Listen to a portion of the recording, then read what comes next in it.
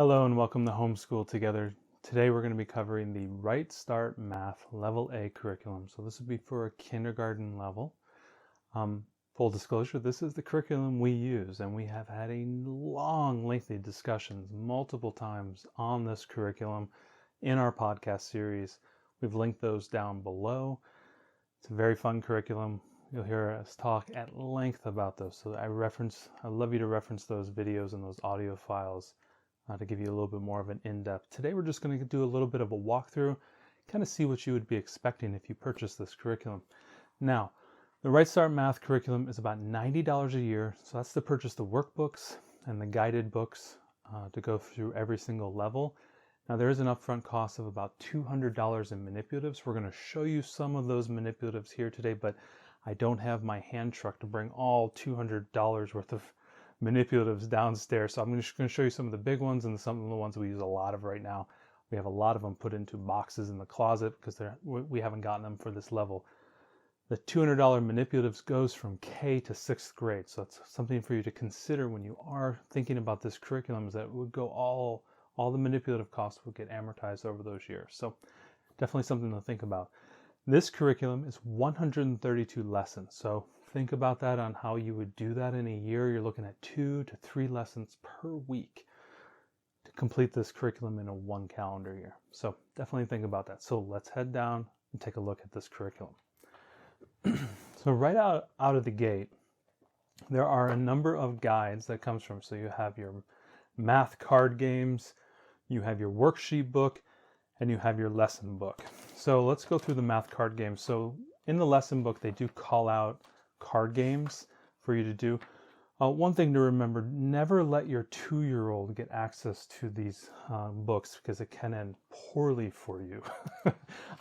All these cards that they call out in the book here for the games are all included in your manipulatives box set. So the cards here, the tally sticks, all included. Memory games, things of that nature, whatever is called out is in there. So there's the spiral bound book. You typically reference this maybe every 1 or 2 or 3 lessons. Typically every other lesson will call out a card game. Next is a worksheet. Maybe every other lesson will actually call out a worksheet. I'll show you just kind of an example of what that looks like. Learner here has to just do some example math problems. I didn't do all those. If they're counting by 2s, to find the patterns when you're counting by 100, up to 100, some additional adding by 2. So you can obviously see these are just like little worksheets that are called out, and that comes in the spiral bound book. Now, what's important is this is where you'll be most of the time, is in the lesson book, the level A lesson book. This is going to walk you through every single lesson all the way. Now, each lesson is broken up into multiple sections. So you can see them calling out here in the table of contents. What's most important here is they follow a spiral methodology, which means over the lessons, as you move through them, concepts will keep coming back. They'll introduce a new concept that will then cycle back a lesson or 2 from now. Obviously, lesson 1, they tell you the objectives, what materials you want. You will see this yellow is the sun. It's a little book here. Yellow is the sun. This is only one. I have heard this song way too many times, but it's a beautiful little song you can sing with your learner. They call it out a lot at the beginning, and then it kind of drifts off into the oblivion as you move through. There's a lot to look through here. The learner is not going to be working here. This is really your guide. So you will be doing a warm-up activity. You will then have a section here. So they'll have the bolded text, so that's a section. And you can see here, here, here, here, and here. They will tell you exactly what you need to do. In some cases, there's some additional explanation. There's a lot more explanation early on for the teacher and a little bit less towards the end of the book. Each section is like a little activity. It can be done in a couple minutes. They will ask you to use some tiles, maybe use your fingers. You can see these lessons are very simple up front. I'll show you where we are in this curriculum. We are not all the way done, but we are getting there. We are in lesson 88. So you can imagine, I'll probably be doing this tomorrow. Actually, we did this one already. I'm working with a calculator. So this is our next lesson. So I will look at the objective. I will follow the materials. So I'll need a little calculator, or I can use my phone.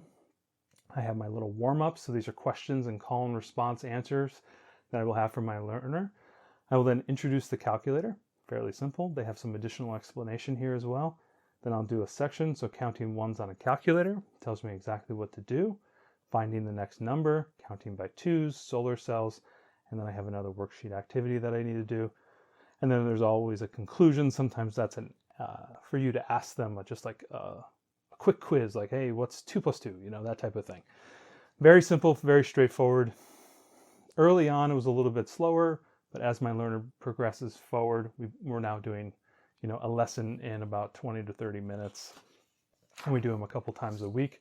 Very straightforward. So as you can see, as you're moving through, title arranging from the greatest to least, obviously some colors, and then it spirals back on cards and numbers. And if you go forward a little bit more, we will have obviously some simple addition. They do have assessments sprinkled through. There's a review, so you can assess your learner. Assessment number 4, and you can use the assessment sheet to do that. They are sprinkled through. I don't think it's a solid cadence. I think it's about every 20 or 30 lessons they give you an assessment. Now, what's most important here are obviously the manipulatives in this curriculum. Number one most important thing you will learn is an abacus, and I am now sold on abacuses because they're super cool. Very easy to learn how to do math, adding numbers together, and so on and so forth. The abacus is called out nearly every lesson. Additionally, you have a balance beam. If you can imagine, you're looking at this, you're putting weighted tiles. I have them here, and you're doing simple weighted equations, so balancing. So if you imagine 2 plus 2, the learner has to figure out, oh, if I put it on the 4, it balances nice and even. That's just another manipulative that you would use. Also have a geo board here as well, so to do rubber bands and shapes, and obviously for the circle as well. Ton of manipulatives here. Very lesson focused, very high touch. So it's definitely something to consider when you are thinking about this curriculum. Now, when we are doing any type of review on our math curriculums, we like to talk about who this is for and maybe who this is not for.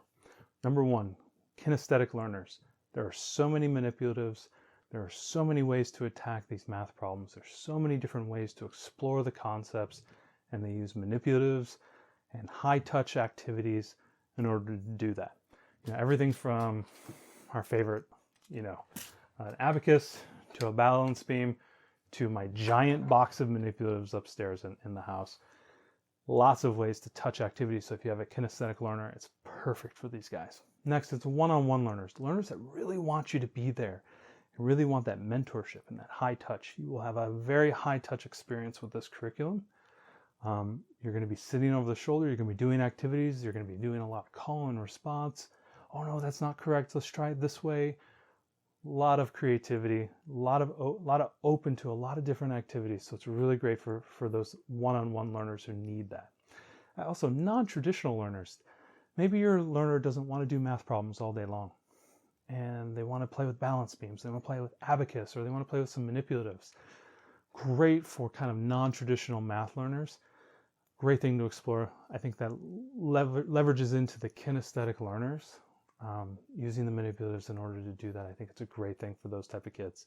Next, if you got kids who are kind of reluctant at math, the creativity in all the activities, the workbooks, the manipulatives, I think it can really bring up a reluctant math learner and teach them these math concepts without feeling like they're just doing problems all day long. So it's a really great thing for that. Next, who's this not for? It does require a big upfront cost. I mean, you're looking at $300 out the door just to start, and then a recurring $90 cost to do your curriculum. So it is something for you to consider if you are budget conscious. Next, while there is a lot of description, there's not a lot of hand-holding with respect to some of the, maybe if the lesson isn't working or the section isn't working with your learner, well, how do I change this? How do I vary this? If you're not very comfortable with doing kind of on-the-fly variations with math, maybe it might not be great for you. Next, if you have a visual learner who wants to look at beautiful pictures and see beautiful drawings and stuff, there's obviously none of that. This is really just all manipulatives all day long. Next, if you have a larger family and really can't find yourself giving them that one-on-one focus time all the time, or that they need that, and I gotta go manage this kid, I gotta manage 5 or 6 kids, this may not be the curriculum for you, because it does require you to sit down and work through the problems and get the thinking out in the manipulatives. It's very hard to leave your learner alone to do the activities because it's huge blocks of text and they're not going to know what to do. So do keep that in mind when you're trying to make this choice for this curriculum. I hope this helped you. I hope this helps you make a good choice in your math curriculum. We use this curriculum, and if you have any other questions or you want a little bit more in depth, we have that great podcast links below, so definitely check those. Hope you have a great day.